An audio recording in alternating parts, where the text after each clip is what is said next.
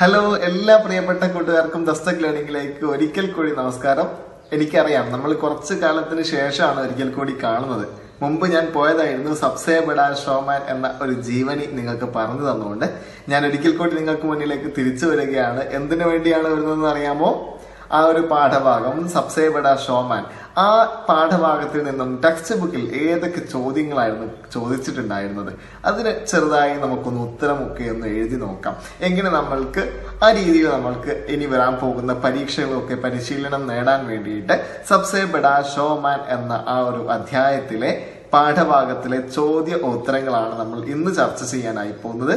അപ്പോൾ എല്ലാവരും റെഡിയല്ലേ? നമുക്കൊന്ന് സ്റ്റാർട്ട് ചെയ്യാം. ഓക്കെ, കഴിഞ്ഞ പാഠഭാഗങ്ങളിലൊക്കെ നമ്മൾ കണ്ടിട്ടുള്ള ഒരു ചോദ്യമാണ് എങ്ങനെയാണ് വൺ വേർഡ് ചോദ്യങ്ങൾ ഉണ്ടാവുക, എങ്ങനെയാണ് ഉത്തരം എഴുതേണ്ടത്. വളരെ സിമ്പിൾ ആയിട്ട് നമുക്ക് ഒറ്റ വാക്കിലൊക്കെ ഉത്തരം എഴുതാൻ പറ്റുന്ന തരത്തിലുള്ള ചോദ്യങ്ങൾ ഉണ്ടാവാറുണ്ട്. സബ്സേ ബഡാ ഷോമാൻ എന്ന ഈ ഒരു പാഠഭാഗത്തിൽ ഏതാണ് അത്തരത്തിലുള്ള ചോദ്യം? ആദ്യത്തെ ചോദ്യമാണ് സബ്സേ ബഡാ ഷോമാൻ കിസ് വിധാ കി രചന ഹെ. നോക്കുക, ഏത് തരത്തിലുള്ള രചനയാണ് സബ്സേ ബഡാ ഷോമാൻ എന്നതാണ് ചോദ്യം. ഉത്തരം എന്താണ്? നിങ്ങൾക്ക് എല്ലാവർക്കും അറിയുന്നത് പോലെ ജീവനി, ജീവചരിത്രം എന്ന ഒരു വിഭാഗത്തിലാണ് ഇത്തരം രചനകളൊക്കെ വരിക. ഓക്കെ, രണ്ടാമത്തെ ചോദ്യത്തിലേക്ക് കടന്നു നോക്കാം. സബ്സേ ബഡാ ഷോമാൻ കിസ്നെ ലിഖാ ഹെ. ആരാണ് സബ്സേ ബഡാ ഷോമാൻ എന്ന ഈ ഒരു ജീവനി എഴുതിയിട്ടുള്ളത്? നമ്മൾ ഒരുപാട് തവണ ഇതിനകം തന്നെ പറഞ്ഞു കഴിഞ്ഞു. അതെ, ഉത്തരം ഗീത് ചതുർവേദി. ഇനി നമ്മൾ പരിചയപ്പെടാൻ പോകുന്നത് ഒന്നും രണ്ടും വരികളിലൊക്കെ ഉത്തരം എഴുതേണ്ട തരത്തിലുള്ള ചോദ്യങ്ങളാണ്. ഈ ഒരു ചോദ്യം ശ്രദ്ധിക്കുക. ഇസ് അഭദ്ര ഷോറിനെ മാँ को स्टेट से हटने को मजबूर कर दिया, उस समय माँ की हालत कैसी होगी. ഇത്തരത്തിൽ അരക്ഷിതമായ ഒരു സദസ്സ് അമ്മയെ സ്റ്റേജിൽ നിന്നും പിൻവലിപ്പിക്കാൻ നിർബന്ധിതമാക്കി. ആ സമയത്തുള്ള അമ്മയുടെ മാനസികാവസ്ഥ എന്തായിരിക്കും? ഇതാണ് ചോദ്യം. ഓക്കെ, നമുക്ക് ഉത്തരം ഒന്ന് നോക്കാം. മാങ്കോ ബഹു ദുഃഖ ഹുവാ ഹോഗ. അമ്മയ്ക്ക് വളരെയധികം ദുഃഖമുണ്ടായിട്ടുണ്ടാകും. ജിൻ ലോഗോ ने अब तक उनके तारीफ करते आ रहे थे, वे उनकी हालत समझे बिना जब शोर किया तो मां को ज्यादा दुख हुई होगी. അമ്മയെ ഇതുവരെ വളരെയധികം വാഴ്ത്തുകയും പ്രശംസിക്കുകയും ചെയ്ത അതേ ഒരു സദസ്സാണ് ഇപ്പോൾ ചെറുതായി ഒന്ന് തൊണ്ടയിടറിയപ്പോഴേക്കും അസഭ്യം പറയാനും പരിഹസിക്കാനും ഒക്കെ തുടങ്ങിയത്. ഇത് കണ്ടിട്ട് അമ്മയ്ക്ക് വളരെയധികം ദുഃഖമുണ്ടായിട്ടുണ്ടാകും. ഇനി വളരെ ഇൻട്രസ്റ്റിംഗ് ആയിട്ടുള്ള അടുത്ത ചോദ്യം ശ്രദ്ധിക്കുക. 5 साल का ചാർലി സ്റ്റേജ് पर अकेला था. 5 വയസ്സുള്ള ചാർലി സ്റ്റേജിൽ അപ്പോൾ ഒറ്റയ്ക്കായിരുന്നു. ഉസ് സമയം ചാർലിനെ ക്യാ സോച്ചാ ഹോഗ. ആ സമയത്ത് ചാർലി എന്തായിരിക്കും ചിന്തിച്ചിട്ടുണ്ടാവുക? 5 വയസ്സുള്ള ചാർലി ഏകനായി ആ സ്റ്റേജിന് മുകളിൽ നിൽക്കുമ്പോഴുള്ള ആ ഒരു മാനസികാവസ്ഥയാണ് നമ്മൾ ഇവിടെ എഴുതേണ്ടത്. നേരത്തെ നമ്മൾ എഴുതിയിട്ടുണ്ടായിരുന്നു അമ്മയുടെ ആ ഒരു മാനസികാവസ്ഥ. ഇപ്പോൾ ചോദിച്ചിരിക്കുന്നത് ചാർലിയുടെ അപ്പോഴത്തെ മാനസികാവസ്ഥ എന്തായിരിക്കുമെന്നാണ്. ഉത്തരം ഒന്ന് നോക്കാം. ചാർലി ഡർ ഗയാ ഹോഗ. ചാർലി വല്ലാതെ പേടിച്ചു പോയിട്ടുണ്ടാകും. सोचा होगा कि माँ क्यों मुझे यहाँ इतने लोगों के सामने अकेला छोड़ दिया. അവൻ അങ്ങനെ ചിന്തിച്ചിട്ടുണ്ടാവും. എങ്ങനെയാണ് ചിന്തിച്ചിട്ടുണ്ടാവുക? അമ്മ എന്തുകൊണ്ടാണ് ഇത്രയും വലിയ ആൾക്കൂട്ടത്തിന് മുന്നിൽ, ആ സ്റ്റേജിന് മുന്നിൽ എന്നെ ഇങ്ങനെ കൊണ്ടു നിർത്തിയത്? ലേക്കിൻ മാँ की तबीयत ठीक नहीं है. പക്ഷേ അമ്മയുടെ ആരോഗ്യം അത്ര സുഖകരമല്ലല്ലോ, അല്ലെങ്കിൽ അമ്മയ്ക്ക് എന്തോ വല്ലായ്മയുണ്ടല്ലോ. तो इन लोगों को चुप कराने के लिए मुझे गाना होगा. അപ്പോൾ മുന്നിലിരിക്കുന്ന ബഹളമുണ്ടാക്കിക്കൊണ്ടിരിക്കുന്ന ആളുകളെയൊക്കെ നാം അടപ്പിക്കാൻ വേണ്ടി, അല്ലെങ്കിൽ അവരെയൊക്കെ നിശബ്ദരാക്കി ഇരുത്താൻ വേണ്ടി ഞാനൊരു പാട്ടെങ്ങാനും പാടേണ്ടി വരും എന്നാണ് ആ സമയത്ത് ചാർലി ചാപ്ലിൻ ചിന്തിച്ചിട്ടുണ്ടാവുക.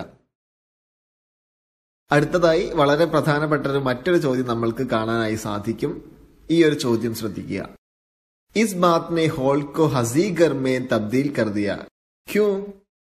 ഈ ഒരു കാര്യം ആ ഒരു ഹാളിനെ, ആ ഒരു സദസ്സിനെ വല്ലാത്തൊരു പൊട്ടിച്ചിരിയിലേക്ക് മാറ്റിക്കളഞ്ഞിരിക്കുന്നു. എന്തുകൊണ്ടാണ്? അല്ലെങ്കിൽ എന്താണ് ഇവിടെ പറഞ്ഞിട്ടുള്ള കാര്യങ്ങൾ? എന്തായിരിക്കും ആ ഒരു സദസ്സിനെ പെട്ടെന്ന് തന്നെ ഒരു പൊട്ടിച്ചിരിയിലേക്ക് മാറ്റാനുണ്ടായ കാരണം? അപ്പോൾ നമ്മൾ ഇവിടെ ഒരു കാരണമാണ് രേഖപ്പെടുത്തേണ്ടതായിട്ട് വരുന്നത്. എന്തുകൊണ്ടായിരിക്കും ആ ഒരു സദസ്സിനെ പെട്ടെന്ന് തന്നെ പൊട്ടിച്ചിരിയിലേക്ക് മാറാൻ പ്രേരിപ്പിച്ച സാഹചര്യങ്ങൾ? ഒന്ന് നോക്കാം. ചാർലി സ്റ്റേജ് കെ വ്യവഹാർ നഹി ജാൻതാ ഥാ. ചാർലിക്ക് സ്റ്റേജിന്റെ ആ ഒരു സ്വഭാവം അത്ര നന്നായിട്ട് പരിചയമില്ലായിരുന്നു. ചെറിയൊരു കുട്ടിയല്ലേ, ആദ്യമായിട്ടല്ലേ സ്റ്റേജിലേക്ക് കയറുന്നത്. അത് ഏത് രീതിയിലാണ് അവനെ ബാധിക്കുക എന്നുള്ളതൊന്നും അറിയില്ലായിരുന്നു. അതിന്റെ ചിട്ടവട്ടങ്ങളൊന്നും അവന് അറിയില്ലായിരുന്നു. इसलिए गाना बीच में रोक कर पैसा बटोरना और शक के साथ मैनेजर के पीछे जाना जैसे बाल सहज भोलेपन दिखाया. എന്തൊക്കെയാണ് അവിടെ സംഭവിച്ചത്? അവന് അത്രമാത്രം വലിയൊരു അച്ചടക്കമോ ഒന്നും അറിയാത്തത് കൊണ്ട് തന്നെ പാട്ട് പാടുന്ന സമയത്ത് ഇടയ്ക്കൊക്കെ വേദിയിലേക്ക് കുമിഞ്ഞുകൂടുന്ന പണം ശേഖരിക്കാനും അതുപോലെ തന്നെ സംശയത്തോടുകൂടി ആ ഒരു പണം എടുത്തു കൊണ്ടുപോകുന്ന മാനേജറുടെ പിറകെ പോയി നോക്കാനും അതുപോലെയുള്ള ചെറിയ ചെറിയ ബാലസഹജമായിട്ടുള്ള അല്ലെങ്കിൽ ചെറിയ കുട്ടികൾ കാണിച്ചുകൊണ്ടിരിക്കുന്ന ആ ഒരു കുട്ടിത്തവും കുസൃതിയും ഒക്കെ അവിടെ കാണാനായി സാധിച്ചു എന്നുള്ളതാണ്. ബാൽ സഹജ ഭാവന എന്ന് പറഞ്ഞാല് കുട്ടികളിൽ സാധാരണയായിട്ട് കാണുന്ന കുസൃതി, കുട്ടിത്തം എന്നൊക്കെ നമുക്ക് പറയാൻ സാധിക്കും. ഓക്കെ, യഹ് ദേഖർ സബ്കോ ഹസി ആന സ്വാഭാവിക് ഹെ. അപ്പോ ഒരു ചെറിയൊരു കുട്ടി ഇങ്ങനെയുള്ള കാര്യങ്ങളൊക്കെ ചെയ്യുന്ന സമയത്ത് സദസ്സിന് വല്ലാത്ത രീതിയിലുള്ള ഒരു ചിരിയും അല്ലെങ്കിൽ അത്തരത്തിലുള്ള ഒരു അന്തരീക്ഷം ഉണ്ടാവുക എന്ന് പറഞ്ഞാൽ അത് സ്വാഭാവികമാണല്ലോ. അപ്പോ ആ ഒരു നിഷ്കളങ്കനായ ചെറിയ കൊച്ചുകുട്ടി സ്റ്റേജിൽ വന്ന് കാട്ടിക്കൂട്ടിയ ഇത്തരത്തിലുള്ള കുസൃതികൾ കണ്ടിട്ടാണ് സദസ്സ് ഒന്നടങ്കം ചിരിയിലേക്ക് അല്ലെങ്കിൽ പൊട്ടിച്ചിരിയിലേക്ക് മാറിപ്പോയത് എന്നാണ് നമ്മൾ ഇവിടെ എഴുതേണ്ട ഉത്തരം. അപ്പോൾ എല്ലാവർക്കും ഉത്തരം ശരിയായ രീതിയിൽ കിട്ടിയെന്ന് തോന്നുന്നു. ഇനി നമ്മൾ പുതിയൊരു ചോദ്യത്തിലേക്ക് കടക്കുന്ന സമയത്ത് കഴിഞ്ഞ ചോദ്യം പോലെ തന്നെ ടെക്സ്റ്റ് ബുക്കിൽ ഒരു വാചകം തരുന്നു. ആ ഒരു വാചകവുമായി ബന്ധപ്പെട്ട് ഒരു ചോദ്യം. അങ്ങനെയാണ് ഈ ഒരു ചോദ്യത്തിന്റെയും സ്റ്റൈൽ കാണുന്നത്. ഈ ഒരു ചോദ്യം വായിച്ചു നോക്കുക. ഉസ്നെ ജന്മ ലേ ലിയാ ഥാ, ഇസ്കാ ക്യാ മത്ലബ് ഹെ. ഉസ്നെ ജന്മ ലേ ലിയാ ഥാ എന്നുള്ളത് ടെക്സ്റ്റ് ബുക്കിൽ നിങ്ങൾ നേരിട്ട് കാണുന്ന ഒരു വചനമാണ്. അത് എങ്ങനെയാണ്, എന്താണ് എന്നുള്ളതാണ്. അവൻ അവിടെ ജനിക്കുകയായിരുന്നു അല്ലെങ്കിൽ അവൻ അവിടെ ജനിച്ചു എന്നാണ് ആ ഒരു വാചകത്തിന്റെ നേരിട്ടുള്ള ഒരു അർത്ഥം. അത് നമ്മൾക്ക് എങ്ങനെയാണ് ഈ ഒരു കഥാസന്ദർഭവുമായിട്ട് ബന്ധപ്പെടുത്തി മനസ്സിലാക്കാൻ പറ്റുക? ഇതാണ് നമ്മൾ ശ്രദ്ധിക്കേണ്ടത്. ആ ഒരു ഉത്തരമാണ് യഥാർത്ഥത്തിൽ ഈ ഒരു ചോദ്യത്തിനായി നമ്മൾ പരിശ്രമിച്ച് എഴുതേണ്ടത്. ഒന്ന് ശ്രദ്ധിക്കുക. ചാർലി ചാപ്ലിൻ ലോക് പ്രസിദ്ധ കലാകാർ ഹെ. ചാർലി ചാപ്ലിൻ ലോകം മുഴുവൻ അറിയപ്പെടുന്ന ഒരു കലാകാരനാണ്. मां की विवशता देख जब चैपलिन स्टेज में आकर प्रेक्षकों को आनंदित करने का प्रयास किया था, उस वक्त ही वे एक कलाकार के रूप में जन्म ले चुका था.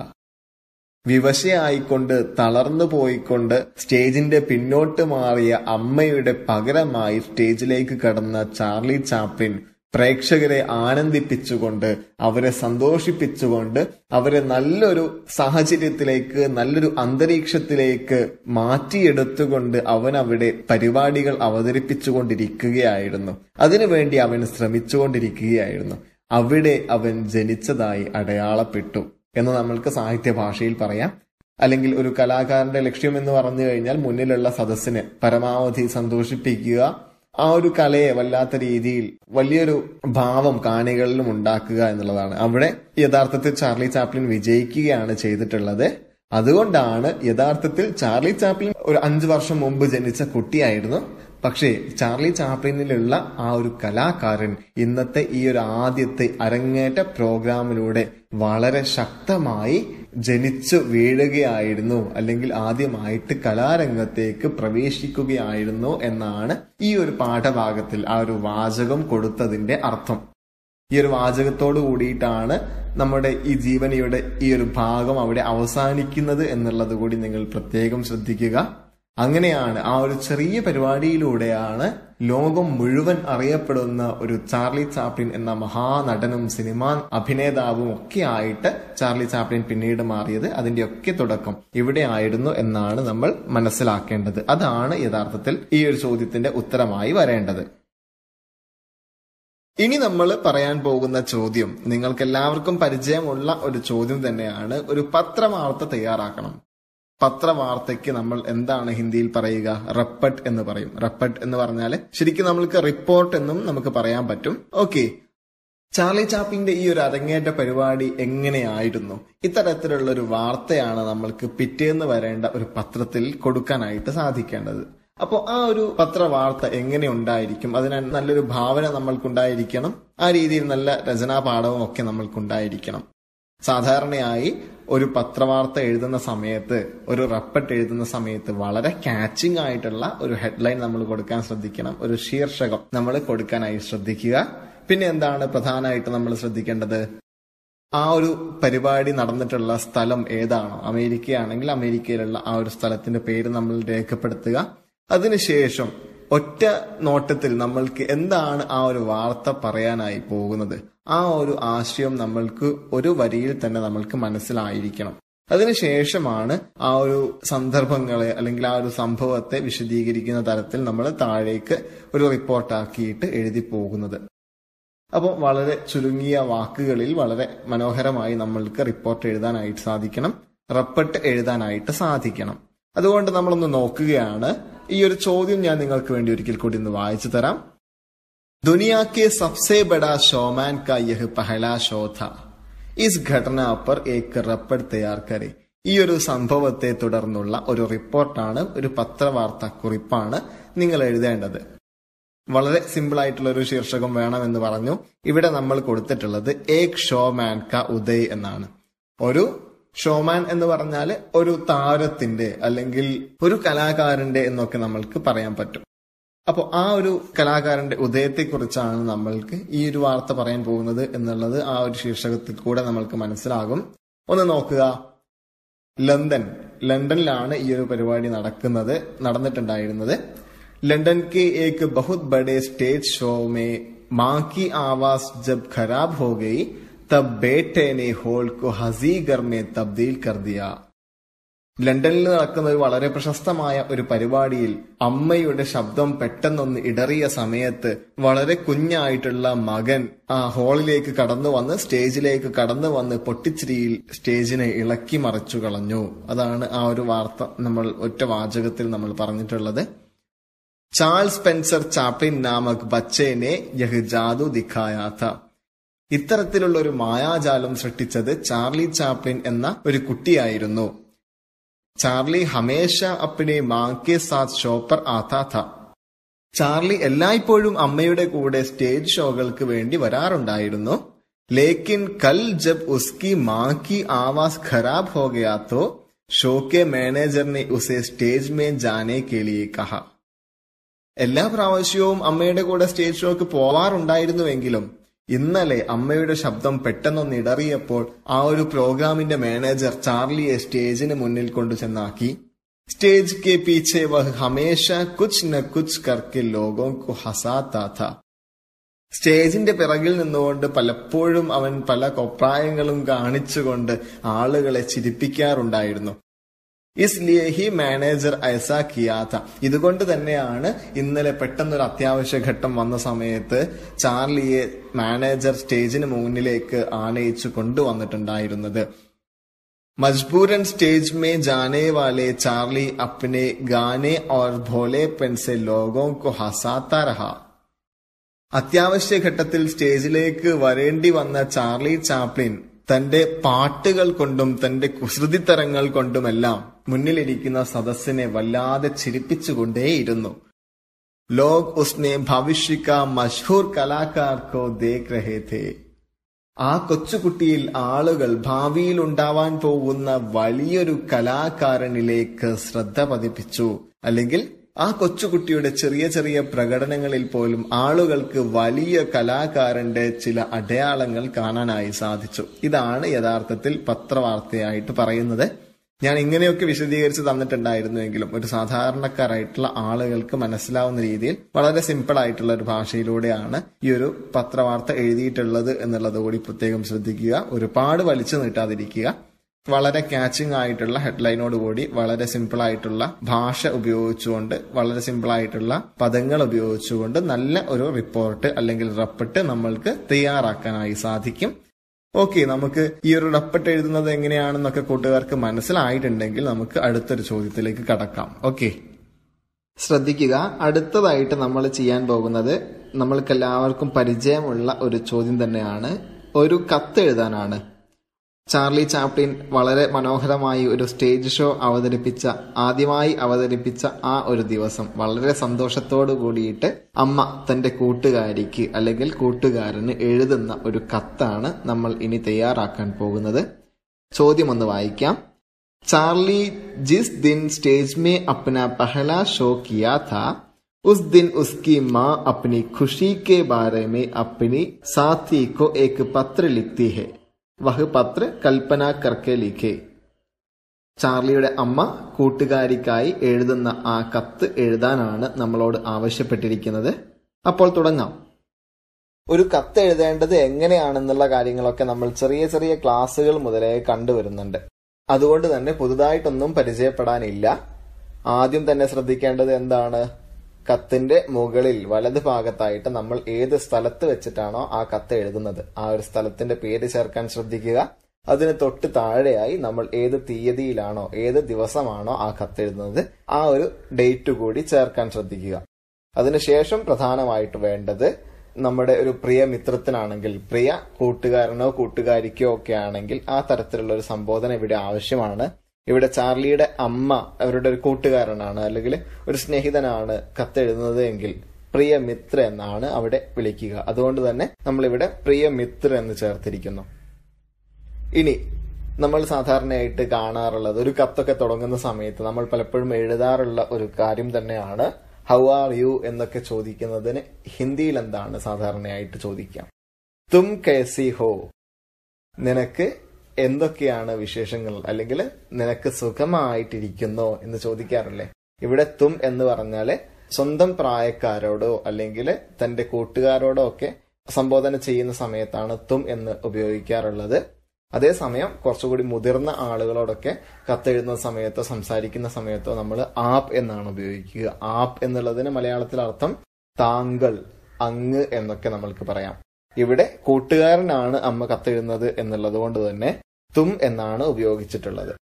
വരികളിലേക്ക് ശ്രദ്ധിക്കുക. ചാർലി और मैं यहाँ बिल्कुल ठीक हूं. ഞാനും ചാർലിയും ഇവിടെ സുഖമായിട്ട് കഴിയുകയാണ്. सच कहूं तो मैं चार्ली के बारे में कहने के लिए ही यह खत लिख रही हूं. സത്യം പറയുകയാണെങ്കിൽ ഞാൻ ചാർലിയെ കുറിച്ച് പറയാനാണ് ഈ കത്ത് എഴുതുന്നത്. കത്ത് എന്നുള്ളതിന് ഇവിടെ സൂചിപ്പിച്ച വാക്ക് ഏതാണെന്നുള്ളത് പ്രത്യേകമായിട്ട് ശ്രദ്ധിക്കുക. ഖത്ത് എന്നാണ് ഉപയോഗിച്ചിട്ടുള്ളത്. സാധാരണയായിട്ട് നമ്മൾക്ക് പരിചയമുള്ള ഒരു പദം പത്ര എന്നാണ്. പത്ര എന്നുള്ളത് മാത്രമല്ല ഖത്ത് എന്നും നമ്മൾക്ക് ഹിന്ദിയിൽ കത്തിനെ പറയാവുന്നതാണ്. അതുകൊണ്ട് തന്നെ ആദ്യത്തെ ഒരു പാരഗ്രാഫിൽ എന്താണ് സാധാരണയായിട്ട് ഉപചാരങ്ങൾ, എങ്ങനെ എന്തൊക്കെയാണ് വിശേഷങ്ങൾ എന്നുള്ള കാര്യങ്ങളൊക്കെ ചോദിക്കുന്നു. ചെറിയൊരു ഉദ്ദേശം, നമ്മൾ കത്തെഴുതുന്നതിന് ഉദ്ദേശം എന്താണെന്നുള്ളത് കൂടി വ്യക്തമാക്കിക്കൊണ്ട് ആ ഒരു പാരഗ്രാഫ് 2 വരിയിൽ മാത്രമായിട്ട് അവസാനിക്കുകയാണ്. ഇനി ശ്രദ്ധിക്കുക. ഇനി അടുത്ത പാരഗ്രാഫ് നോക്കുക. ആജ് പഹലി bar show K beach may Mary Awas ഖരാബ് ഹോ ഗയി. ഇന്ന് ആദ്യമായിട്ട് ഒരു പരിപാടി അവതരിപ്പിച്ചുകൊണ്ടിരിക്കെ എന്റെ ശബ്ദം ഇടറിപ്പോയി. जिन लोगों ने उस समय तक मेरे तारीफ करते रहे वे मेरे हालत समझे बिना ही शोर मचाने लगे. എന്നെ ഇന്ന് വരെ ആരൊക്കെയായിരുന്നോ വാഴ്ത്തിക്കൊണ്ടിരുന്നത്, എന്റെ പരിപാടികളെ പുകഴ്ത്തിക്കൊണ്ടിരുന്നത്, അതേ ആളുകൾ തന്നെ ഈ ഒരു ശബ്ദം ഇടറലോട് കൂടിയിട്ട് എന്നെ കുറ്റപ്പെടുത്തുവാനും പരിഹസിച്ച് ബഹളം വെക്കാനും ഒക്കെ തുടങ്ങി. ഷോർ മച്ചാനെ ലഗ എന്നുള്ളതിനർത്ഥം ബഹളം വെക്കുക എന്നൊക്കെയാണ്. താരീഫ് കർണ എന്നുള്ള ഒരു വാക്ക് ഇവിടെ വന്നിട്ടുണ്ട്. താരീഫ് കർണ എന്നുള്ളതിനർത്ഥം പുകഴ്ത്തുക എന്നാണ്. മുझे बहुत दुख हुआ और സ്റ്റേജ് से उतरनी पड़ी. എനിക്ക് നല്ല വിഷമമായി, കൂടാതെ സ്റ്റേജിൽ നിന്നും പിൻവാങ്ങേണ്ടിയും വന്നു. ലേക്കിൻ അസ്ലി മുസീബത്ത് തബ് ആയി. ശരിക്കുമുള്ള പ്രയാസം അപ്പോഴാണ് വന്നത്. ജബ് മാനേജറിനെ ചാർലിക്കോ സ്റ്റേജ് पर भेजने का जिद करने लगा. മാനേജർ എന്തു ചെയ്തു? ചാർലിയെ സ്റ്റേജിലേക്ക് കൊണ്ടുപോകാൻ വേണ്ടിയിട്ട് ആവശ്യപ്പെടാൻ തുടങ്ങി. ജിദ് കർണ എന്ന് പറഞ്ഞാൽ ആവശ്യപ്പെടുക മാത്രമല്ല വാശി പിടിക്കുക എന്നുള്ളതും അർത്ഥമുണ്ട്. ഇവിടെ സന്ദർഭത്തിനനുസരിച്ചിട്ട് ചാർലിയുടെ അമ്മയെ നിർബന്ധിക്കുകയാണ് ചാർലിയെ പെട്ടെന്ന് തന്നെ സ്റ്റേജിലേക്ക് കയറ്റിവിടാൻ വേണ്ടിയിട്ട്. उनसे कई समय बहस के बाद मुझे चार्ली को स्टेज में अकेला छोड़ना पड़ा. ഒരുപാട് സമയത്തേക്കുള്ള ബഹസിന് ശേഷം, ബഹസ് എന്നുള്ളതിനർത്ഥം തർക്കത്തിന് ശേഷം, അവനെ ഒറ്റയ്ക്കാക്കിയിട്ട് അവനെ സ്റ്റേജിൽ കൊണ്ടു നിർത്തിയതിനു ശേഷം എനിക്ക് തിരിച്ചു മടങ്ങേണ്ടി വന്നു. തിരിച്ചു മടങ്ങേണ്ടി വന്നു എന്നുള്ളതിനർത്ഥം സ്റ്റേജിന്റെ പിറകിലേക്ക് അമ്മയ്ക്ക് സ്വയം മാറേണ്ടതായി വന്നു. ലേക്കിൻ സ്റ്റേജ് പഹുൻസ്തേ ഹി വഹ് ജാദു കർണേലക. പക്ഷെ ഒട്ടും പ്രതീക്ഷിച്ചിട്ടില്ലായിരുന്നു അമ്മ. പക്ഷേ അവൻ സ്റ്റേജിൽ എത്തിയത് മുതൽ അവൻ മായാജാലം കാണിക്കാൻ തുടങ്ങി എന്നുള്ളതാണ്. ജാദു എന്നുള്ളതിനർത്ഥം മായാജാലം, മാജിക് എന്നുള്ളതൊക്കെയാണ്. മേരി അവർ കൈ ലോകോക്ക് നക്കൽ ഉത്താരി. എന്റെ നടക്കമുള്ള പല ആളുകളുടെയും സ്വരം അവൻ അനുകരിച്ച് കാണിച്ചു. നക്കൽ ഉത്താർന എന്നുള്ളതിനർത്ഥം അനുകരിക്കുക, ശബ്ദം അനുകരിക്കുക എന്നുള്ളതാണ്. ഗാനാഗയ, അവൻ പാട്ടുപാടി. കുച്ച് ബോലേപ്പൻ ബി ദിഖായ. ബോലേപ്പൻ എന്നുള്ളതിന് അർത്ഥം നമ്മൾ നേരത്തെ പറഞ്ഞിട്ടുണ്ടായിരുന്നു, കുട്ടിത്തം, കുസൃതിത്തരം എന്നൊക്കെയാണ്. അതുപോലുള്ള അവന്റേതായിട്ടുള്ള ചെറിയ ചെറിയ കുട്ടിത്വമൊക്കെ അവൻ, അത്തരത്തിലുള്ള ചെറിയ ചെറിയ കുസൃതികളൊക്കെ അവൻ സ്റ്റേജിൽ കാണിക്കാനും തുടങ്ങി എന്നുള്ളതാണ്. ദർശകോങ്കോ ബഹു തച്ചാലക. കാണികൾക്ക് വളരെയധികം ആവേശമായി. കാണികൾക്ക് ദർശകോങ്കോ ബഹു തച്ചാലക. അച്ചാലക എന്നുള്ളതിനർത്ഥം ഇഷ്ടമായി എന്നുള്ളതാണ്. വേ പൈസ കാ ബൗച്ചാർ കർണേലക. അവരങ്ങനെ പണം അങ്ങനെ എറിയാൻ തുടങ്ങി. ബൗച്ചാർ കർണ എന്നുള്ളതിനർത്ഥം മഴയായിട്ട് പെയ്യിപ്പിക്കുക എന്നുള്ളതാണ്, അല്ലെങ്കിൽ പണം വാരി വിതറുക എന്നാണ് സൂചിപ്പിക്കുന്നത്. അപ്പോൾ അടുത്തൊരു പാരഗ്രാഫ് അവിടെ അവസാനിച്ചിരിക്കുകയാണ്. ഇവിടെ നമ്മൾ ശ്രദ്ധിക്കേണ്ടത് ചാർലിയുടെ അമ്മ അന്നുണ്ടായ സംഭവങ്ങളൊക്കെ വളരെ ചുരുക്കിയിട്ട് തന്റെ സുഹൃത്തിന് വിശദീകരിച്ച് കൊടുക്കുന്നു എന്നുള്ളതാണ്. ഇനി നമ്മൾ തൊട്ടടുത്ത പാരഗ്രാഫിലേക്ക് കടക്കുകയാണ്. മുझे इतनी खुशी हुई कि जैसे आसमान में उड़ रही है. എനിക്ക് എത്രമാത്രം സന്തോഷമായി. എത്രമാത്രമാണ് സന്തോഷമായത്? ഞാനൊരു ആകാശത്ത് അങ്ങനെ പറന്നു നടക്കുകയാണ് എന്നുള്ള ഒരു ഫീലാണ് അമ്മയ്ക്കുണ്ടായത്. സാധാരണയായിട്ട് നമ്മൾക്ക് പറക്കാനുള്ള കഴിവില്ല, പക്ഷെ ഒരു പറക്കാനൊക്കെ പറ്റിയാലോ എന്ന് നമ്മൾ പലപ്പോഴും ആഗ്രഹിക്കാറുണ്ട്. അപ്പൊ അത്തരത്തിൽ വല്ലാത്തൊരു സന്തോഷം നൽകുന്ന ഒരു കാര്യമാണ് ആകാശത്ത് പറക്കുക. അപ്പൊ അത്തരത്തിൽ വലിയൊരു സന്തോഷം നൽകുന്ന ഒരു കാര്യമാണ് ചാർലിയുടെ അമ്മയ്ക്കും അന്നുണ്ടായത്. തന്റെ മകൻ ആളുകളെയൊക്കെ വളരെയധികം ഹരം പിടിപ്പിക്കുന്ന രീതിയിൽ, വളരെയധികം ആവേശഭരിതമാക്കിക്കൊണ്ട് പരിപാടികളൊക്കെ അവതരിപ്പിച്ചു. അതുകൊണ്ടാണ് അമ്മയ്ക്ക് ആ ഒരു ഉപമ അവിടെ പറയാനായിട്ട് തോന്നിയത്. ആകാശത്ത് പറക്കുന്നത് പോലെയുള്ള, സന്തോഷം കൊണ്ട് പറക്കുന്നത് പോലെയുള്ള ഒരു ഫീൽ ഉണ്ടായി എന്നുള്ളത്. ആസ്മാൻ എന്നുള്ളതിനർത്ഥം ആകാശം എന്നുള്ളതാണ്. ഉഡ്ന എന്നുള്ള വാക്കിന് പല അർത്ഥങ്ങളുണ്ട്. ഇവിടെ പറക്കുക എന്നുള്ളതാണ് ഉദ്ദേശിച്ചിട്ടുള്ളത്. ഉസ് സമയമേ സമജ് ഗയി കി വഹ് കിത്നാ ബഡാ കലാകാർ ഹെ. ആ സമയത്താണ് എനിക്ക് മനസ്സിലായത്, അല്ലെങ്കിൽ ആ സമയത്ത് എനിക്ക് മനസ്സിലാക്കാൻ പറ്റി അവൻ എത്രമാത്രം വലിയൊരു കലാകാരനാണ്. മുझे ഉമ്മീദ് ഹെ കി വഹ് ഭവിഷ്യ മേ ബഹുത് ബഡാ ഷോമാൻ ബനേഗ. എനിക്ക് ഉറപ്പുണ്ട്, അല്ലെങ്കിൽ എനിക്ക് നല്ല പ്രതീക്ഷയുണ്ട്, അവൻ ഭാവിയിൽ വലിയൊരു കലാകാരൻ തന്നെയാവും, അവൻ ഭാവിയിൽ വലിയൊരു താരം തന്നെ ആകും. ഉമ്മീദ് എന്നുള്ള വാക്കൊന്ന് പ്രത്യേകം ശ്രദ്ധിക്കുക. പ്രതീക്ഷ എന്നാണ് ഉമ്മീദ് എന്നുള്ളതിനർത്ഥം. ഭവിഷ്യ എന്ന് പറഞ്ഞാൽ നിങ്ങൾക്കറിയാം ഭാവിയാണ്. അപ്പോ അവൻ ഭാവിയിൽ വലിയൊരു കലാകാരൻ തന്നെ ആവുമെന്ന് അമ്മ പ്രതീക്ഷിക്കുകയാണ്. ഉസ്കേ ലിയേ തുമ്പി പ്രാർത്ഥന കർണ. അവന് വേണ്ടി നീയും പ്രാർത്ഥിക്കണം. സ്വന്തം മക്കൾക്ക് വേണ്ടി ഏത് അമ്മയും പ്രാർത്ഥിക്കും. അത് കൂടാതെ ചാർലിയുടെ അമ്മ എന്താണ് ചെയ്തത്? തന്റെ സുഹൃത്തിനോടും തന്റെ മകന് വേണ്ടി പ്രാർത്ഥിക്കാൻ ആവശ്യപ്പെടുകയാണ്.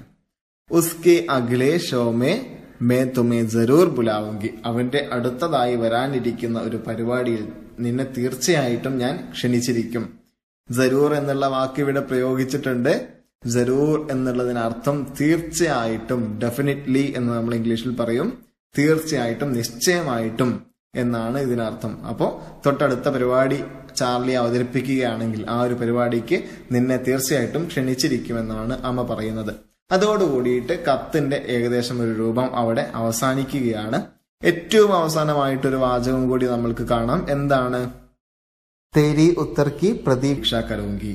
നിന്റെ ഒരു മറുപടി കത്തിനായിട്ടുള്ള പ്രതീക്ഷയിൽ ഞാൻ ഇങ്ങനെ ഇരിക്കും എന്നാണ് പറയുന്നത്. അപ്പോ സാധാരണയായിട്ട് കത്ത് രണ്ട് തരത്തിലുണ്ട്. ഒന്ന് മറുപടി പ്രതീക്ഷിക്കുന്ന തരത്തിൽ നമ്മൾ എഴുതി അവസാനിപ്പിക്കുന്ന കത്തുകൾ. രണ്ടാമതായിട്ട് മറുപടി ഒന്നും ആവശ്യമില്ല, എന്തെങ്കിലും ഒരു കാര്യം പറഞ്ഞാൽ മാത്രം മതി എന്നുള്ള രീതിയിൽ നമ്മൾ എഴുതുന്ന കത്തുകൾ. അപ്പൊ ഇവിടെ ചാർലിയുടെ അമ്മ ഒരു മറുപടി കൂടി പ്രതീക്ഷിക്കുന്നുണ്ട്. അപ്പോ അത്തരത്തിലുള്ള കത്തുകൾക്ക് ശേഷം നമ്മൾ ഈ ഒരു വാചകവും കൂടി എഴുതാൻ ശ്രദ്ധിച്ചാൽ വളരെ ഭംഗിയാവും എന്നാണ് പറയുന്നത്. തേരി ഉത്തർക്കി പ്രതീക്ഷ കരുങ്കി എന്നുള്ളതിൽ തേരി എന്നുള്ള വാക്ക് പ്രത്യേകം ശ്രദ്ധിക്കുക. സമപ്രായക്കാരോ അല്ലെങ്കിൽ തന്നോട് അടുത്ത് ഇടപഴകുന്ന സുഹൃത്തുക്കളോടോ മാത്രമേ തേരി, തും എന്നൊക്കെയുള്ള വാക്കുകൾ പ്രയോഗിക്കൂ. തേരി എന്നുള്ളതിനർത്ഥം നിന്റെ എന്നാണ്. ഇനി കുറച്ചുകൂടി ബഹുമാനം അർഹിക്കുന്ന ആളുകളാണെങ്കിലോ തും എന്ന് ഇവിടെ ഉപയോഗിച്ചതിന് പകരം ആപ് എന്നായിരുന്നു ഉപയോഗിക്കുക. ആപ് എന്നുള്ളതിനർത്ഥം അങ്ങ്, താങ്കൾ എന്നൊക്കെ ആകും. അതുപോലെ തന്നെ തേരി എന്നുള്ളതിന് പകരം ആപ്കി അല്ലെങ്കിൽ ആപ്ക എന്നൊക്കെയായിരുന്നു ഉപയോഗിക്കുക, താങ്കളുടെ എന്നുള്ള അർത്ഥത്തിൽ. ഇനി ഏതായാലും കത്ത് അവസാനിക്കുകയാണ്. നമ്മൾ സാധാരണയായിട്ട് മലയാളത്തിലൊക്കെ എഴുതാറുണ്ട് സ്നേഹത്തോടെ. ആ സ്നേഹത്തോടെ എന്നുള്ള വാക്കിനാണ് ഇവിടെ പ്യാർ സേ എന്ന ഒരു വാക്ക് നൽകിയിട്ടുണ്ട്. അതിനുശേഷം നമ്മളുടെ ആ ഒരു പേര് എഴുതുന്നു. അതോടുകൂടിയിട്ട് ഒരു കത്തിന്റെ സിമ്പിൾ ആയിട്ടുള്ള രൂപം ഇവിടെ അവസാനിക്കുകയാണ്. വലിയ ബുദ്ധിമുട്ടുള്ള വാക്കുകളൊന്നും ഇവിടെ കൊടുത്തിട്ടില്ല. ഉള്ളതൊക്കെ വിശദീകരിക്കാൻ ശ്രമിച്ചിട്ടുണ്ട്. അതുകൊണ്ട് തന്നെ നല്ല ഒരു മോഡലാണിത്. നന്നായിട്ടൊന്ന് പരിശോധിച്ച് നന്നായിട്ട് വായിച്ചു കഴിഞ്ഞാൽ നിങ്ങൾക്കും സുന്ദരമായിട്ട് കത്തെഴുതാൻ സാധിക്കും. അടുത്ത ചോദ്യം ശ്രദ്ധിക്കുക. ചാർലി പഹലി ബാർ സ്റ്റേജ് പർ ഖടാ ഥാ. ചാർലി ആദ്യമായിട്ടാണ് സ്റ്റേജിൽ വന്ന് നിൽക്കുന്നത്. ഉസ് ദിൻ കി ഉസ്കെ ഡയറി കൈസെ ഹോഗി. അന്നത്തെ അവന്റെ ഡയറി എഴുത്ത് എങ്ങനെയുണ്ടാകും? കൽപ്പന കർക്കെ ലിഖേ. മനസ്സിൽ കണ്ട്, ഭാവനയിൽ കണ്ട് അതൊന്ന് എഴുതാമോ എന്നാണ് ചോദിക്കുന്നത്. ഇനി നമ്മൾ ശ്രദ്ധിക്കേണ്ടത് ഒരു ഡയറി എഴുതുന്നത് എങ്ങനെയാണെന്നുള്ളതാണ്. സാധാരണയായിട്ട് നമ്മൾ ചെറിയ കുട്ടികളൊക്കെ ആയിരിക്കുന്ന സമയത്ത് നമ്മൾ ഡയറി എഴുതുന്ന ചെറിയ കാര്യങ്ങളൊക്കെ ഉണ്ട്. നമ്മൾ രാവിലെ എഴുന്നേറ്റു, ഭക്ഷണം കഴിച്ചു, കുളിച്ചു, ഇത്തരത്തിലുള്ള കാര്യങ്ങൾ. പക്ഷെ നിങ്ങളൊന്ന് ആലോചിച്ചാൽ മനസ്സിലാവും ഇതൊക്കെ സ്ഥിരമായിട്ട് സംഭവിക്കുന്ന നമ്മുടെ ദൈനംദിന കാര്യങ്ങൾ മാത്രമാണ്. അതുകൊണ്ട് തന്നെ നിങ്ങളൊരു ഡയറി എഴുതുകയാണെങ്കിലോ അല്ലെങ്കിൽ ഒരു പരീക്ഷയ്ക്കായിട്ട് ഡയറി എഴുതണം എന്ന് ആവശ്യപ്പെടുകയാണെങ്കിലോ നിങ്ങൾ അത്തരത്തിലുള്ള കാര്യങ്ങളെക്കാൾ കൂടുതലായിട്ട് നിങ്ങളുടെ മനസ്സിലുള്ള കാര്യങ്ങൾ, അല്ലെങ്കിൽ ഒരു കഥാപാത്രത്തിന്റെ ഡയറി ആണെങ്കിൽ ആ കഥാപാത്രം എന്തൊക്കെയായിരിക്കും ചിന്തിച്ചിട്ടുണ്ടാവുക, ആ ചിന്തകളാണ് കൂടുതലായിട്ടും നിങ്ങൾ എക്സ്പ്രസ് ചെയ്യാനായിട്ട് ശ്രദ്ധിക്കേണ്ടത്. ഇവിടെ നമ്മൾ എഴുതാൻ പോകുന്നത് ചാർലി ചാപ്ലിന്റെ ഡയറിയാണ്. ആ വലിയൊരു സംഭവം കഴിഞ്ഞതിന് ശേഷമുള്ള രാത്രിയിൽ ചാർലി ചാപ്ലിൻ എന്തായിരിക്കും തന്റെ ഡയറിയിൽ കുറിച്ചു വെക്കുക എന്നുള്ളതാണ് ഇവിടെ ചോദ്യം. ഒന്ന് നോക്കാം. നേരത്തെ സൂചിപ്പിച്ചതുപോലെ തന്നെ ഡേറ്റ് നമ്മൾ കൊടുക്കണം. സാധാരണ നമ്മൾ ഡയറി എഴുതുന്ന സമയത്ത് ഡയറിയിൽ തീയതിയും കാര്യങ്ങളൊക്കെ ഉണ്ടാവും. പക്ഷെ ആൻസർ പേപ്പറിലേക്ക് എഴുതുന്ന സമയത്ത് നമ്മൾ തന്നെ ഡേറ്റ് മുകളിലായിട്ട് ചേർത്തിരിക്കണം. നന്നായിട്ട് കാണുന്ന രീതിയിൽ തന്നെ അവിടെ ചേർത്തിരിക്കണം. അതിന് പ്രത്യേകമായിട്ട് മാർക്ക് ഉണ്ട് എന്നുള്ളത് കൂടി സൂചിപ്പിക്കുകയാണ്. നമ്മൾക്ക് തുടങ്ങാം. ആജ് കെ ദിൻ കെ ബാരെ മേ ക്യാ കഹൂം. ഇന്നത്തെ ദിവസത്തിനെ കുറിച്ച് ഞാൻ എന്താണ് പറയേണ്ടത്? വല്ലാത്തൊരു ഫീലോട് കൂടിയിട്ടാണ് ചാർലി ആ കത്തെഴുതുന്നത്. ആജ് കെ ദിൻ കെ ബാരെ മേ ക്യാ കഹൂം. ഞാൻ എന്താണ് ഈ ദിവസത്തിനെ കുറിച്ച് പറയേണ്ടത്?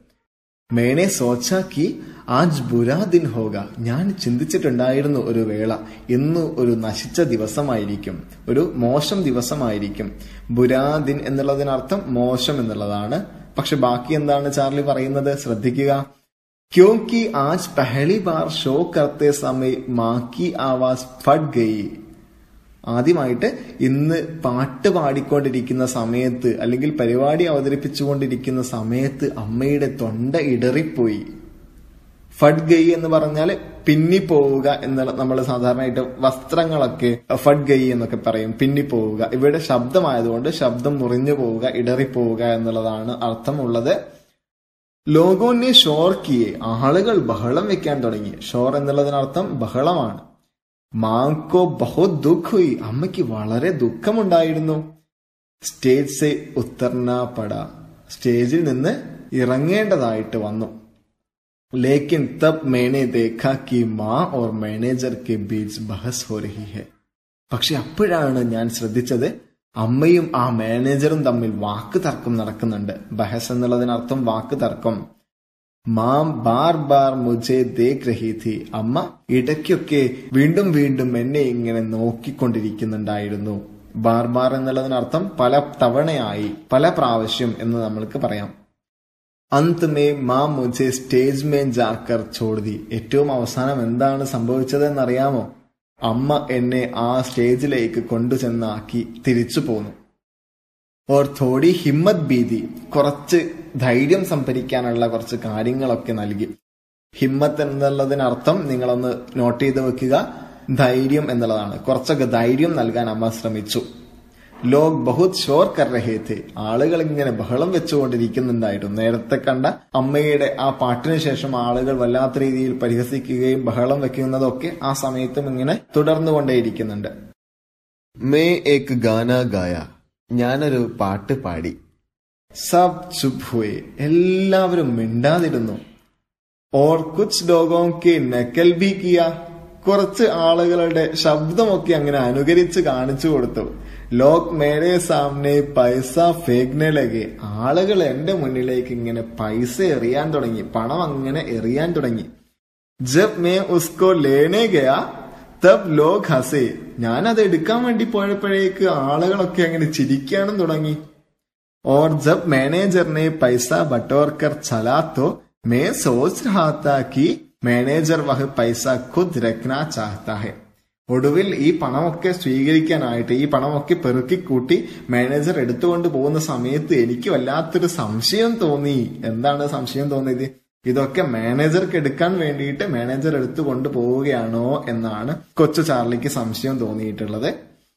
ലേക്കിൻ വഹ് ജാക്കർ മാക്കോ ദിയ, പക്ഷെ എന്തായിരുന്നു സംഭവിച്ചിട്ടുണ്ടായിരുന്നത്? ആ പണമൊക്കെ എടുത്തിട്ട് ചാർലിയുടെ അല്ലെങ്കിൽ എന്റെ അമ്മയ്ക്ക് കൊടുത്തു എന്ന് ചാർലി പറയുകയാണ്.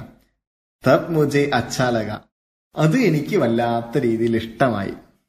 ഉസ് പർ ഭി ലോഗ് ഹസേ, ആ കാര്യം കൂടി കണ്ടപ്പോ ആളുകൾ പിന്നെയും ചിരിക്കാൻ തുടങ്ങി. കൈ ലോഗ് മേരി താരിഫ് കി, ഒരുപാട് ആളുകൾ എന്നെ സ്തുതി പറയാൻ തുടങ്ങി, ഒരുപാട് ആളുകൾ എന്നെ പുകഴ്ത്താൻ തുടങ്ങി. വേ ബതാ രഹേ ഥേ കി, അവരെങ്ങനെ പറയുന്നുണ്ടായിരുന്നു, മേ ഭവിഷ്യമേ ഏക് ബഹുത് ബഡാ ഷോമാൻ ബനൂഗ, ഞാൻ ഭാവിയിൽ വലിയൊരു കലാകാരനായിട്ട് മാറുമെന്ന് അവരങ്ങനെ പറയുന്നുണ്ടായിരുന്നു. മുझे യഹ് സുൻകർ ഖുഷി ഹുയി, എനിക്ക് ഇത് കേട്ട് വല്ലാത്ത രീതിയിൽ സന്തോഷമുണ്ടായി. ക്യോങ്കി മേ അപ്നി മാ കി അച്ഛി ദേഖ്ഭാൽ കർ പാവുംഗ, ഞാൻ വലിയൊരു കലാകാരനായാൽ എനിക്ക് അമ്മയൊക്കെ നന്നായിട്ട് നോക്കാൻ പറ്റുമല്ലോ, എനിക്ക് അമ്മയ്ക്ക് വേണ്ട കാര്യങ്ങളൊക്കെ ചെയ്തു കൊടുക്കാനൊക്കെ ഞാൻ വലിയൊരാളായാൽ എനിക്ക് കഴിയുമല്ലോ എന്നാണ് നമ്മുടെ കൊച്ചു ചാർലി ചിന്തിക്കുന്നത്. അതാണ് അവൻ ഡയറിയിൽ എഴുതി വെക്കുന്നത്. ആജ് ശാന്തി സേ സോ പാവുംഗ, എനിക്ക് വളരെ സമാധാനത്തോടു കൂടിയിട്ട് ഇന്ന് ഉറങ്ങാനായിട്ട് സാധിക്കും. ഇനി നമ്മൾ ഗ്രാമറുമായിട്ട് ബന്ധപ്പെട്ടിട്ടുള്ള ഒരു ചോദ്യമാണ് പരിചയപ്പെടാൻ പോകുന്നത്. 4 പോയിന്റുകളാക്കിയിട്ട് 4 സെന്റൻസുകൾ നിങ്ങൾക്ക് അവിടെ കാണാൻ വേണ്ടി സാധിക്കും. അത് നന്നായിട്ടൊന്ന് വായിക്കുക. അതിൽ അടിവരയിട്ട പദങ്ങൾ ഒന്ന് പ്രത്യേകം ശ്രദ്ധിക്കുക. ഇതാണ് നിങ്ങളോട് പറഞ്ഞിരിക്കുന്നത്. എന്തുകൊണ്ടായിരിക്കും അടിവര ഇട്ടിട്ടുള്ളത് എന്നുള്ളതൊക്കെയാണ് നമ്മൾ ഇനി പറയാൻ പോകുന്നത്. ഏതായാലും ഞാൻ ആ ഒരു 4 വാചകങ്ങൾ ഒന്ന് വായിച്ച് കേൾപ്പിച്ചു തരാം. ലോക് ചില്ലാനെ ലഗെ, ചില്ലാനെ ലഗെ എന്നുള്ള ആ ഒരു വാക്കിൽ അടിവര ഇട്ടിട്ടുണ്ട്. കഹീൻ സെ കുച്ച് ലോഗ് മ്യാവ് മ്യാവ് കി ആവാസ് നിക്കാൽനെ ലഗെ, നിക്കാൽനെ ലഗെ എന്ന പദത്തിന് താഴെ അടിവര ഇട്ടിട്ടുണ്ട്. വഹ് ഉസെ സ്റ്റേജ് പർ ഭേജ്നെ കി ജിദ് കർണേ ലഗ, കർണേ ലഗ അവിടെയാണ് അടിവരയുള്ളത്. മാനേജർ ഏക് റൂമാൽ ലേക്കർ ആയ ഓർ പൈസെ ബട്ടോർനെ ലഗ, ബട്ടോർനെ ലഗ എന്ന വാക്കിനാണ് ഇവിടെ അടിവരയുള്ളത്. അപ്പോൾ നിങ്ങളൊന്ന് പ്രത്യേകം ശ്രദ്ധിക്കുക. ആദ്യത്തെ വരി എടുത്ത് നോക്കുക. ചില്ലാനെ ലഗെ, ചില്ലാനെ ലഗെ എന്നുള്ളതിനർത്ഥം അട്ടഹസിക്കാൻ തുടങ്ങി അല്ലെങ്കിൽ ബഹളം വെക്കാൻ തുടങ്ങി. രണ്ടാമത്തെ വാചകം ഒന്ന് എടുത്തു നോക്കുക. കഹിൻസെ കുച്ച് മ്യാവു മ്യാവു കി ആവാസ് നിക്കാൽനെ ലഗെ, എവിടെ നിന്നൊക്കെയോ ആയിട്ട് മ്യാവു മ്യാവു പോലുള്ള ശബ്ദമൊക്കെ ഉയർന്നു വരാൻ തുടങ്ങി. അപ്പൊ ഈ 2 വാചകങ്ങൾ എടുത്തു നോക്കുന്ന സമയത്ത് നിങ്ങൾക്ക് പൊതുവായിട്ട് കാണാൻ സാധിക്കുന്നത് തുടങ്ങി, എന്തോ ചില കാര്യങ്ങൾ ചെയ്തു തുടങ്ങുന്ന സമയത്താണ് നമ്മൾ ലഗേ, ലഗി എന്നൊക്കെ നമ്മൾ പ്രയോഗിക്കാറുള്ളത്. അതുകൊണ്ട് തന്നെ ലഗേ എന്നുള്ള വാക്കിനർത്ഥം തുടങ്ങി എന്നുള്ളത് ആണെന്നുള്ളത് നമ്മൾ ഓർമ്മിച്ചു വെക്കേണ്ടതുണ്ട്. ഇനി നിങ്ങൾ ശ്രദ്ധിക്കുക, 3ാമത്തെയും 4ാമത്തെയും വാക്യങ്ങളിൽ എന്താണ്? വഹ് ഉസേ സ്റ്റേജ് പർ ഭേജ്നേക്ക് ജിദ് കർണേ ലഗ, ഇവിടെ ലഗേ എന്നല്ല വന്നിട്ടുള്ളത്, കർണേ ലഗ എന്നാണ് വന്നിട്ടുള്ളത്. ലഗ എന്ന് പറയുന്ന സമയത്ത് നിങ്ങൾ ശ്രദ്ധിക്കുക, ആരാണ് ഈ ഒരു കർമ്മം തുടങ്ങി വെക്കുന്നത്? വഹ് എന്നാൽ ഇവിടെ കഥയിൽ ഉദ്ദേശിച്ചിട്ടുള്ളത് മാനേജറെ കൊണ്ടാണ്. ഏതായാലും വഹ് എന്നുള്ളത് ഒരു ഏകവചനമാണെന്ന് അറിയാമല്ലോ. ഏകവചനം പുല്ലിംഗമാണ് ഇവിടെ ഉപയോഗിച്ചിട്ടുള്ളത്. അതുകൊണ്ട് തന്നെയാണ് ലഗ എന്ന് വന്നിട്ടുള്ളത്. അതേ സമയത്ത് ബഹുവചനമായിരുന്നെങ്കിലാണ് അവിടെ ലഗേ എന്ന് വരിക. നിങ്ങൾ നേരത്തെ ആദ്യത്തെ 2 ചോദ്യങ്ങളിൽ കണ്ടിട്ടുള്ളത്, ആദ്യത്തെ 2 വാക്യങ്ങളിൽ കണ്ടിട്ടുള്ളത് ബഹുവചനത്തിനായിരുന്നു ലഗേ എന്ന് പ്രയോഗിച്ചിട്ടുള്ളത്. ഇവിടെ മാനേജർ എന്നുള്ളത് ഒറ്റ ആളാണ്, ഏകവചനം പുല്ലിംഗമായതുകൊണ്ട് ലഗ എന്ന് വന്നു. ഇനി തൊട്ടടുത്ത വാക്ക് ശ്രദ്ധിക്കുക. മാനേജർ ഏക്ക് റൂമാൽ ലേക്കർ ആയ ഓർ പൈസേ ബട്ടോർനെ ലഗ. മാനേജർ തന്നെയാണ് ഇവിടെയും കർത്താവായിട്ട് വരുന്നത്. കർമ്മം ചെയ്യുന്നത് മാനേജർ ആണ്. അതുകൊണ്ട് തന്നെ പ്രത്യേകിച്ച് മാറ്റമൊന്നുമില്ല. പുല്ലിംഗം ഏകവചനം കർത്താവായിട്ട് വരുന്നു. അതുകൊണ്ട് തന്നെ ലഗ എന്ന് നമ്മൾ പ്രയോഗിക്കുന്നു. അപ്പൊ മനസ്സിലായി എന്ന് കരുതുന്നു. ബഹുവചനം ഉപയോഗിക്കുന്ന സമയത്ത്, കർത്താവായിട്ട് ബഹുവചനം വരുന്ന സമയത്ത് ലഗേ എന്ന് നമ്മൾ പ്രയോഗിക്കുന്നു. പുല്ലിംഗം ഏകവചനമാണെങ്കിൽ ലഗ എന്ന് പ്രയോഗിക്കുന്നു. ഇനി അതല്ല, ഇനി ഒരു സ്ത്രീലിംഗം ഏകവചനം ആണെങ്കിൽ ലഗി എന്നും വരും. അത് നിങ്ങൾക്ക് ഒരു എക്സ്ട്രാ അറിവ് എന്നുള്ള രീതിയിൽ പറയുകയാണ്. അതാണ് നിങ്ങൾ ഇവിടെ ശ്രദ്ധിക്കേണ്ട ഒരു ഗ്രാമർ പാർട്ട് എന്നുള്ളത്. നിങ്ങൾക്ക് എല്ലാവർക്കും മനസ്സിലായിട്ടുണ്ടെങ്കിൽ നമ്മൾക്ക് അടുത്തൊരു ചോദ്യത്തിലേക്ക് കടക്കാം. ഈ ഒരു ചോദ്യത്തിൽ നിന്നും അടിസ്ഥാനപരമായിട്ട് നമ്മൾ മനസ്സിലാക്കേണ്ട ഒരു കാര്യം താഴെ കൊടുത്തിട്ടുണ്ട്, ഒന്ന് വായിച്ചു നോക്കുക. ലഗ് ശബ്ദ് ലഗ് लग शब्द यहाँ സഹായക ക്രിയ കെ രൂപ में प्रयुक्त होते हैं. യഹ് എന്ന് പറഞ്ഞാൽ ഒരു സഹായക ക്രിയയാണ്. ചില ക്രിയകൾക്ക് വേണ്ടിയിട്ട് അതിനെ ഒന്ന് സപ്പോർട്ട് ചെയ്യാൻ വേണ്ടിയിട്ട് നമ്മൾ മറ്റു ക്രിയകളൊക്കെ ഉപയോഗിക്കാറുണ്ട്. അതിനു വേണ്ടിയിട്ടാണ് ഇവിടെ ലഗ് എന്ന ഒരു ശബ്ദം ഉപയോഗിച്ചിട്ടുള്ളത്. യഹാ കിസി വ്യാപാർ കാ ആരംഭ ഹോനെ കാ സൂചന മിൽത്താ ഹെ. ഈ ലഗ് എന്നുള്ള ശബ്ദം കൊണ്ട്, ഈ ലഗ് എന്നുള്ള വാക്കുകൊണ്ട് എന്തോ ഒരു കാര്യം തുടങ്ങി വെക്കുന്നു എന്നുള്ള അർത്ഥമാണ് കിട്ടുന്നത്. ഇവിടെ വ്യാപാർ എന്നുള്ളൊരു ശബ്ദം കൂടി നിങ്ങളൊന്ന് ശ്രദ്ധിക്കുക. വ്യാപാർ എന്നുള്ള വാക്കിനർത്ഥം വ്യാപാരം എന്നല്ല. നമ്മൾ സാധാരണയായിട്ട് മലയാളത്തിൽ പ്രവൃത്തി എന്ന് പറയാറില്ലേ, ആ ഒരു പ്രവൃത്തിയാണ് ഇവിടെ വ്യാപാർ എന്നുള്ള വാക്കിലൂടെ ഹിന്ദിയിൽ ഉദ്ദേശിച്ചിട്ടുള്ളത്. അപ്പോ ഈ ഒരു ചോദ്യത്തിന്റെയും ഉത്തരം നിങ്ങൾ വളരെ ശ്രദ്ധാപൂർവം മനസ്സിലാക്കുക. യെസ്, നമ്മൾ ഇതുവരെ പറഞ്ഞിട്ടുണ്ടായിരുന്നത് സബ്സേ ബഡാ ഷോമാൻ എന്ന ആ ഒരു അധ്യായത്തിൽ നിന്നും പാഠഭാഗത്തിൽ ചോദിച്ചിട്ടുള്ള ചെറിയ ചെറിയ ചോദ്യങ്ങൾ, അതിനൊക്കെ എങ്ങനെ നമ്മൾക്ക് ആൻസർ എഴുതാൻ പറ്റും, ആ രീതിയിലായിരുന്നു നമ്മൾ ഇന്നത്തെ ഈ ഒരു ക്ലാസ് നടത്തിക്കൊണ്ടുപോയിട്ടുണ്ടായിരുന്നത്. ഇനി ഏതായാലും നിങ്ങൾക്ക്, എനിക്ക് തോന്നുന്നു നിങ്ങൾ കോൺഫിഡന്റ് ആണ്. ഇപ്പോൾ നിങ്ങൾക്ക് ഇത്തരത്തിലുള്ള ചോദ്യങ്ങളൊക്കെ പരീക്ഷയ്ക്ക് വന്നു കഴിഞ്ഞാൽ നിങ്ങൾ ധൈര്യപൂർവ്വം നിങ്ങൾ ഈ ഒരു വീഡിയോ 1-2 തവണ കണ്ട് പിന്നെ നിങ്ങൾ ആ ഒരു നോട്ട്ബുക്കിലൊക്കെ നിങ്ങൾ പ്രാക്ടീസ് ചെയ്ത് നോക്കിക്കഴിഞ്ഞാൽ വളരെ സിമ്പിൾ ആയിട്ട് എഴുതാൻ പറ്റുന്ന കാര്യം മാത്രമേ ഉള്ളൂ. നിങ്ങൾ പ്രത്യേകം ശ്രദ്ധിക്കുക, ഹിന്ദി ഒരിക്കൽ നിങ്ങൾക്ക് ബുദ്ധിമുട്ടുള്ള ഒരു വിഷയമല്ല. നന്നായിട്ട് പഠിക്കുന്ന, നന്നായിട്ട് ചിട്ടയോടുകൂടി പഠിക്കുന്ന കുട്ടികൾക്ക് വളരെ നന്നായിട്ട് തന്നെ സ്കോർ ചെയ്യാൻ പറ്റുന്ന ഒരു വിഷയം കൂടിയാണ് ഹിന്ദി. സോ ആ കൂട്ടത്തിൽ ഈ ഒരു വീഡിയോ കൂടി, ഈ ഒരു ക്ലാസ് കൂടി നിങ്ങൾക്ക് ഇഷ്ടപ്പെട്ടെന്ന് കരുതുന്നു. അങ്ങനെയാണെങ്കിൽ നിങ്ങൾ ഒരു കാര്യം കൂടി ചെയ്യണം. താഴെ നിങ്ങൾക്കൊരു കമന്റ് ബോക്സ് കാണുന്നുണ്ടാവും. ആ കമന്റ് ബോക്സിൽ ഈ ഒരു ക്ലാസ്സിനെ കുറിച്ചുള്ള അഭിപ്രായം നിങ്ങൾ രേഖപ്പെടുത്തി വെക്കുക. ഓക്കെ, പിന്നെ നിങ്ങൾക്ക് വളരെ നല്ല നല്ല ക്ലാസ്സുകൾ മറ്റ് വീഡിയോകളിൽ കൂടെയൊക്കെ നിങ്ങൾക്ക് കിട്ടുന്നുണ്ടെങ്കിൽ അതൊക്കെ നിങ്ങൾക്ക് കൂട്ടുകാരുമായിട്ട് ഷെയർ ചെയ്യുക. അവരെ കൂടി ഈ ഒരു വീഡിയോകളൊക്കെ കാണിക്കാൻ വേണ്ടി പ്രത്യേകം ശ്രദ്ധിക്കുക. ദസ്തക് ലേണിംഗ് നിങ്ങളുടെ ഈ ഒരു 10ാം ക്ലാസ് വിജയത്തിന് വളരെ വലിയൊരു സഹായം ആവട്ടെ എന്ന് ആശംസിക്കുകയാണ്. സോ എല്ലാവരും നല്ല രീതിയിൽ തന്നെ പരീക്ഷയ്ക്ക് എഴുതണം. Okay, all the best.